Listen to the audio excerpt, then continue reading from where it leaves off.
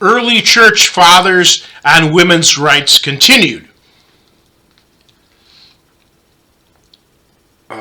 Ephesians 5:22 and verse 24 and Colossians 3:18 state, "Wives, submit yourselves unto your husbands as unto the Lord.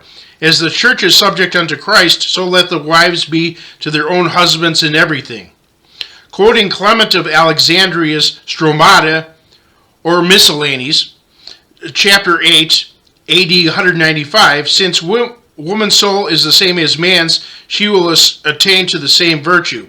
However, as there is difference as respect to the distinctive construction of the body, she is destined for childbearing and housekeeping.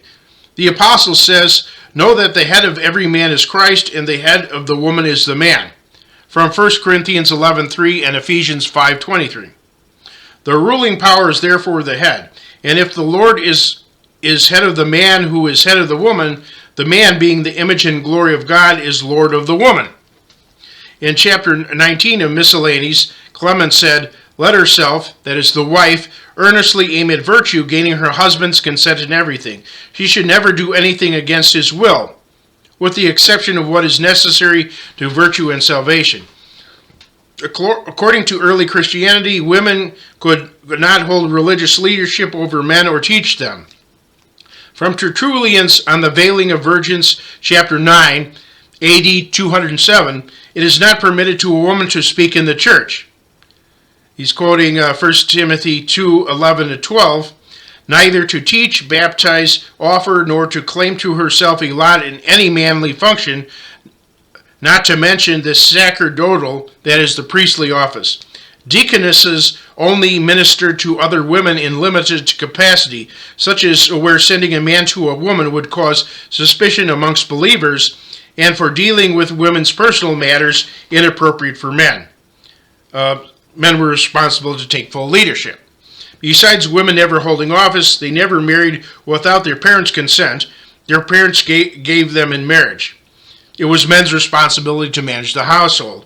Women could not own property unless they were widows. Upon remarrying, their new husband acquired property rights. It was the church's responsibility to fully care for needy women. Women couldn't practice for warfare or engage in warlike sports, with men's responsibility to be women's protectors.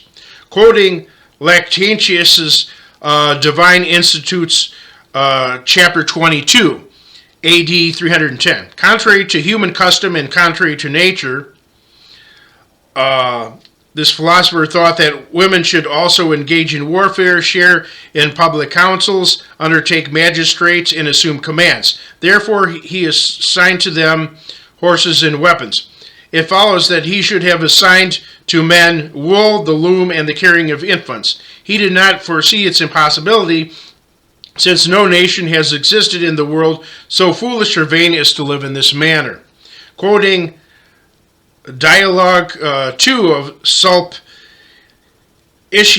chapter 7, around circa AD 395, consider the facts of the case. While in his 70th year was St. Martin served and waited upon at his meals, not by a free sort of widow, nor by a wanton virgin, but by a queen who lived under the authority of a husband, and who was supported in her conduct by her husband's entreaties, that she might be allowed so to act.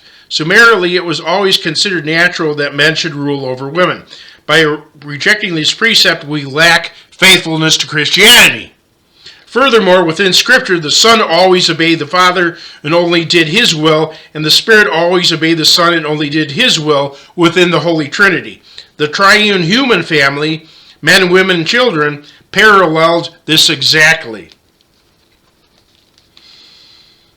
Quoting Sirach 25:13 and verse 19, "Give me any plague but the plague of the heart, and any wickedness but the wickedness of a woman.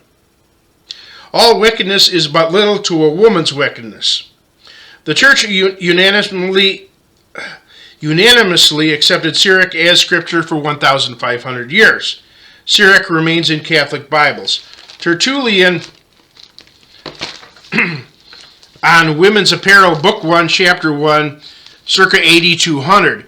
Women Woman, you are the devil's gateway. You led astray one whom Satan would not dare attack directly. It was your fault the Son of God had to die.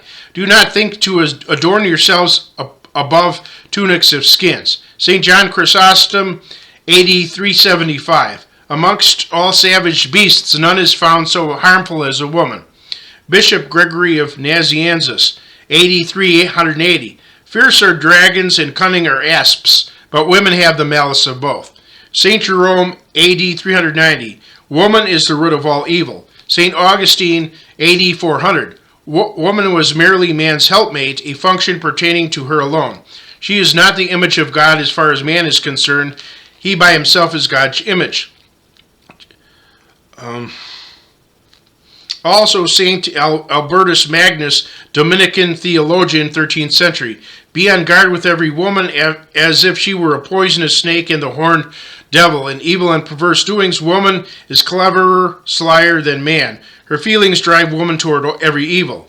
Martin Luther and later theologians had similar sentiments. Instead of using these quotes to dismiss early churchmen and Christianity in general, consider the following. These quotes taken out of context do not mean that men are not evil. Men are evil as well. It's just that people are fooled into seeing women as sweet and good, but not fooled into seeing men as sweet and good. That's why I emphasize what I'm doing. Also, women are only evil, when, generally speaking, only evil when allowed to dominate men or if they're allowed to regulate their own affairs. Not if they don't manifest that if they are kept under subjection by men.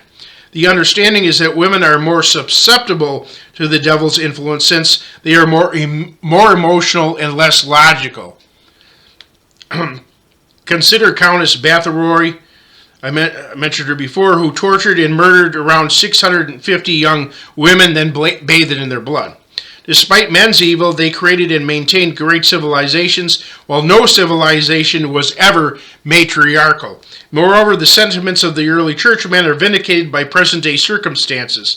Besides the examples of women's hatred of men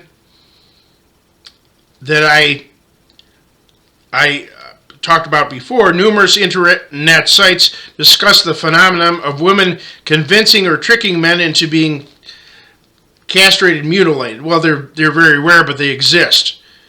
A site featuring extremely graphic pictures had around 5,000 followers. There are a lot of sick things that's going on there. Mentally disturbed men get into the position of losing their, genitals and got in the position of losing their genitals under unsanitary, dangerous conditions. From perverse. There's sick things going on. That's enough of that. Women given in marriage. Some women exclaim, "Nobody has a right to my body." Yet consider what they then choose to do with their bodies. Millions of women have been sexually active with numerous men, none of whom made a commitment. In contrast, being given in marriage resulted in being with only one man who was permanently committed. Other women have the sex with dogs, and that's I shouldn't even have mentioned that. It's terrible. Though modern women are not obligated to service a husband, their having multiple partners resulted in over 50 million American women having sexually transmitted diseases or infections. So the historical position says that nobody has access to anybody's body unless they are married to them. Modern women essentially say that nobody has access to their body except for the greater number of men that they act stupid and irresponsible with. Other women go without men, but 23.3% of American women aged 16 to 64 received welfare in 2011, a record high. We could say nobody has the right to my taxpayer money. Traditional values wound the personal pride of our me generations.